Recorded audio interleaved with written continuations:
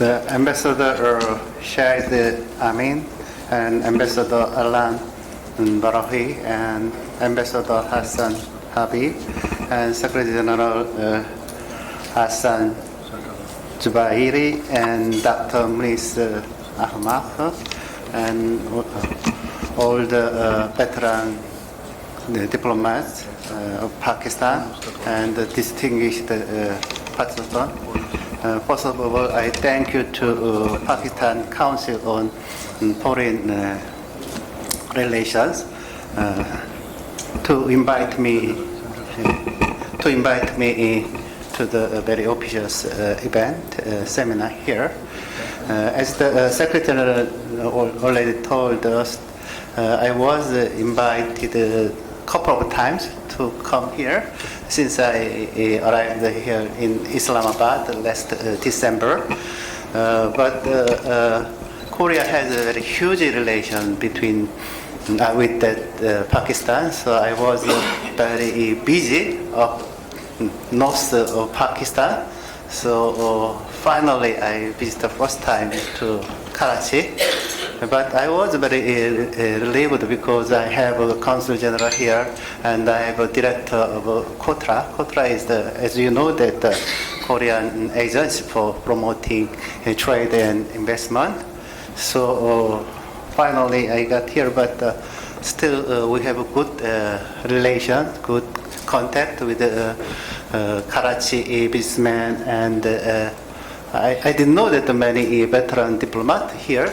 So I'm very honored to speak something here on the security situation, terrorism situation, and regional peace plan of this region. So when I was invited to this Pakistan Council on Foreign Relations, PCFR, I do better take one subject on terrorism and regional peace, regional plan for peace building, because that as many veteran diplomats and businessmen know that Korea had a huge relation with this country, Pakistan, before the 9/11. But since 9/11 incident happened, many Korean companies left this country, and especially image of Pakistan was so hard, so violent, as you know, that to the world, including Korea. But since then, Pakistan situation is getting better, and your government, your people are doing well. So right now, the image of Pakistan is getting better, but still we should go further. That's why I'm very happy to work with Pakistan Council on Foreign Relations, because one of the goal of this council is to make Pakistan image softer than ever before. That's very important, as I told you, that Pakistan is, when I presented my credential to President Arif Alvi,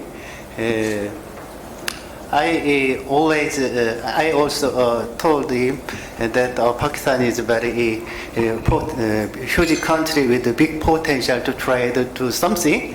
The President Arif Alvi told me that every ambassador, when they presented their credential to him, talk about the great potential in this country. But actually, I found that there are some reasons to not many investors, foreign investors, come to this country. It's one of the reasons is the bad image of this country. But I think that with your government effort and the Pakistani businessmen, and so I think the things is getting better. And one of good sign of this situation, as the Secretary General already told that the relation between business relation between the Korea and Pakistan.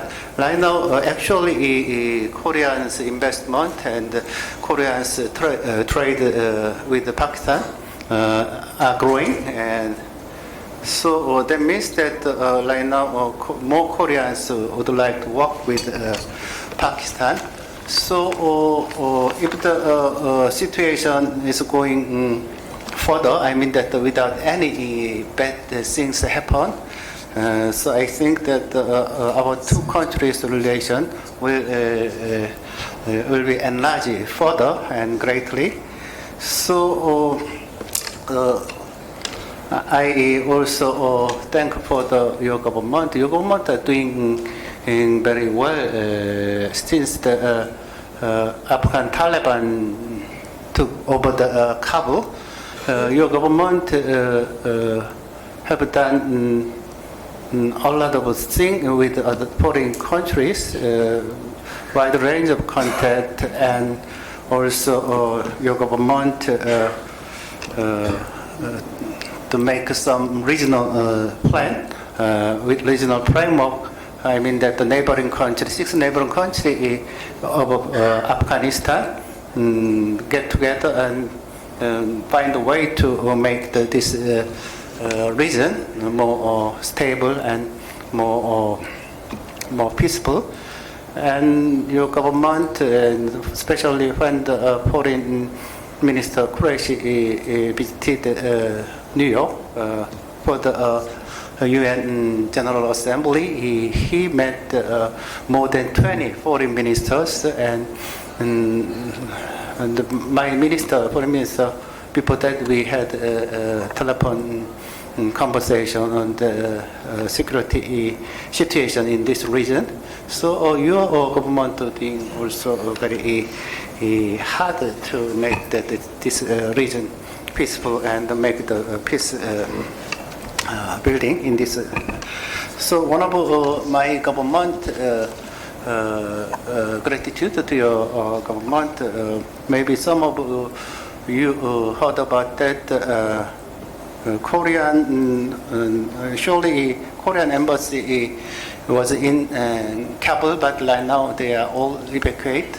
And also we evacuated 390 Afghan nationals who work for the Korean government agencies.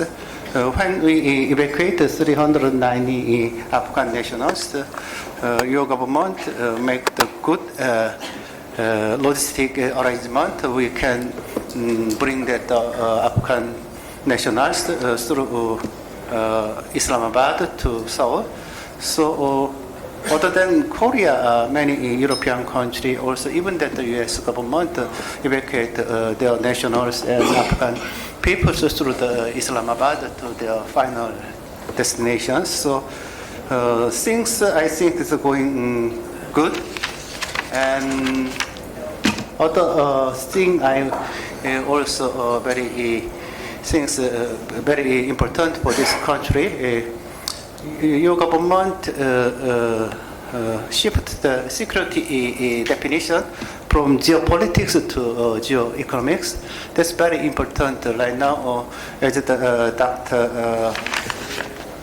Dr. Maurice Amar already talk about that other security issues, climate change and economic security. This is very important right now that if that geoeconomic is not good in this region, that means that not many Korean companies, not many Korean tourists would not come to this country. So right now focus is shifting from the geopolitics to geoeconomics is very important and in a good way. So finally, I would like thank to Pakistan Council on Foreign Relations. One thing, when the national anthem played in the beginning of our ceremony, Normally, our national anthem is composed of four verses. So normally we play the first verses because we play the four verses too long. So only when the very important ceremony we play the full four verses. But this time, the Pakistan Council on Foreign Relations, they play all the four verses. That's very huge hospitality to Koreans. So thank you for that. But next time, I don't know that same hospitality to us. And I'm very glad and I'm very honored to meet all the veteran diplomat and visit Pakistan businessman and intellectual. Thank you again. So I start here. Thank you, Your Excellency. I think all of us learned today something new about South Korean culture. And for your kind words, Your Excellency, your presence here is an immense achievement for both countries, and especially of those individuals working towards achieving peace and harmony through building foreign relations. Our last speaker is Ambassador Hassan Habib. He joined Central Superior Services of Pakistan, Ministry of Foreign Service, in 1986 and has served in various diplomatic positions in many countries, including China and Iran, and served as an ambassador to North Korea.